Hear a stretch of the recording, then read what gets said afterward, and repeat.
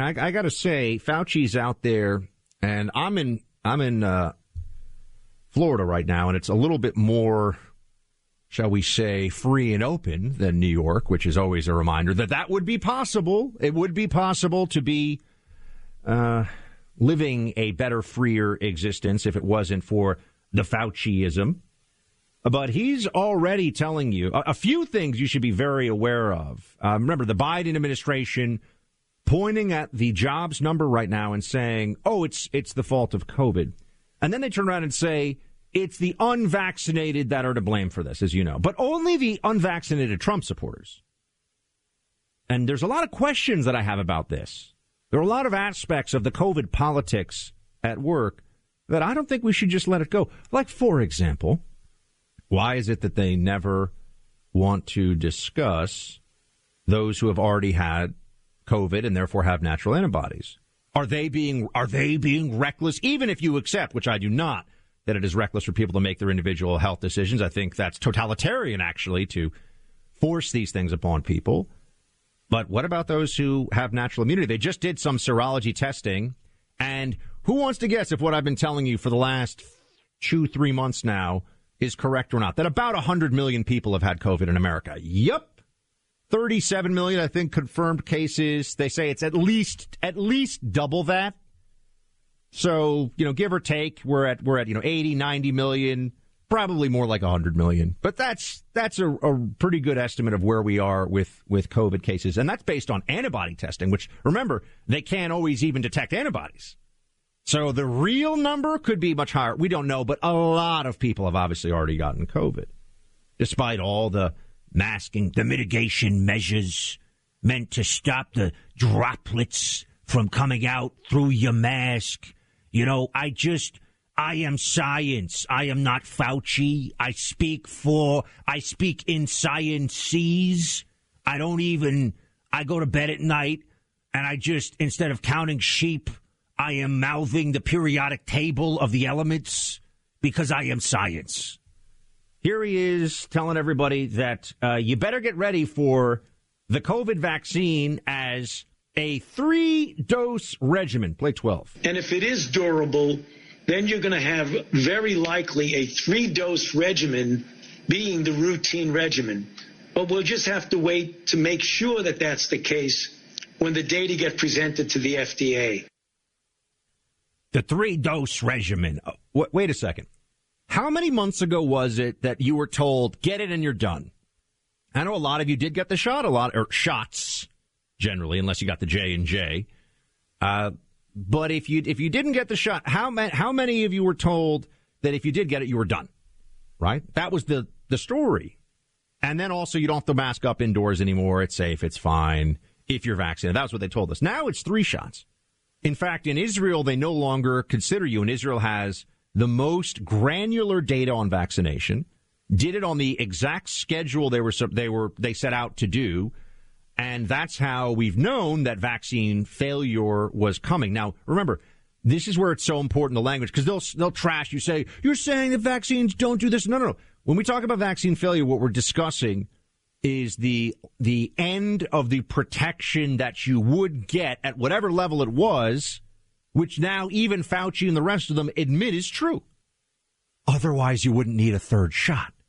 Otherwise, there'd be no reason for all this. Clearly, the vaccine effectiveness wanes, which is not what they told us, which means that they either didn't know or lied. And it's tough to know, with all the COVID madness out there, which is preferable, right? Would you rather that the Fauciites were just too incompetent to tell you what was true?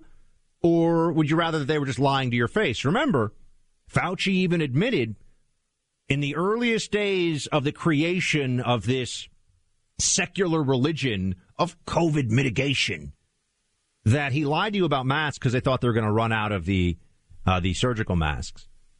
They also have just done this big study out of Bangladesh, hundreds of thousands of people, different villages, and the study showed that cloth masks basically do nothing. Once again, but does anyone care? No.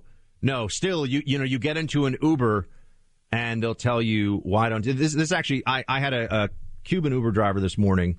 We had a great talk. I was asking him. He was in contact. He was texting a family member back in Cuba when I got into the car. I said, first of all, how's it going there? Unfortunately, the situation in Cuba is the repression that we expected is in full effect, and you don't even really know how many people have been thrown into cells and how many people have had their family members threatened. But it was not the end of the communist regime there when there was that, what felt like an uprising on the streets some weeks ago. But he also told me something that I think deserves more attention than it gets. He says that that someone got into his car and was unmasked, and so he took off his mask. And the rider, and this is a part, I mean, this isn't just a one-off, this is the mentality of the Fauciites. The rider reported him for not having a mask. So he said, because I said to him, sir, do you want me to wear a mask? He said, no, I don't care, but I'll wear one. I said, well, you don't have to wear one. I don't care. I mean, give me a break. And he goes, no, I feel better, not because of the virus, but because I don't want to get in trouble. I said, what do you mean you don't want to get in trouble? There is a widespread sentiment among the most devoted Fauci-loving libs that you'll find. And I'm sure a lot of you see this in your own town, your own city. Just look for it. The quote-unquote servant class, right? The people that are in the service industry, the ones who are doing the jobs, the people delivering the food, the people who are operating the checkout counters. All these libs are insistent that they will wear masks, even when they themselves sometimes will be unmasked. I think there's something very creepy about that. I think there's something really unsettling. The people that do the things for me as I'm watching, and not for me, but speaking as a lib, as I'm watching my Maddow and, clicking on my New York Times articles about another variant. They need to be masked up, of course, because I can't trust that they've gotten the vaccination. But I might be unmasked because, what was it they said about the Obama party again on Martha's Vineyard? Sophisticated vaccinated crowd, right? You're seeing the class divide, the real class divide playing out here in a way that makes the libs uncomfortable, should make them uncomfortable, but only when it's exposed. They like the way that it is, but when people like me show what's really going on here, they hate that because, they care so much about the working class. That's the ultimate pretense of the elite in this country, is that they care about those below them economically. That's the great lie of the Democrat Party. They like to pretend they care. They don't actually care. They don't care at all. And Fauci certainly doesn't care about any of this. He's getting ready to tell you for a whole series of new lockdowns, new mandates, all of it. It's all coming. It's all coming because we refuse to learn the lesson. The lesson is the state cannot protect you from this. The state cannot save you. And all we do is hand over our rights and our freedoms for a false promise of security. But, it'll maybe mitigate and the parabola of decay, the whole thing from Fauci is just, I don't know how anyone can keep listening to this guy. I find Fauci to be, it is an intelligence test to continue to think that this guy is worth listening to, and a lot of people fail. It's also virtue signaling. It's a social thing, too, I listen to the science. That's right.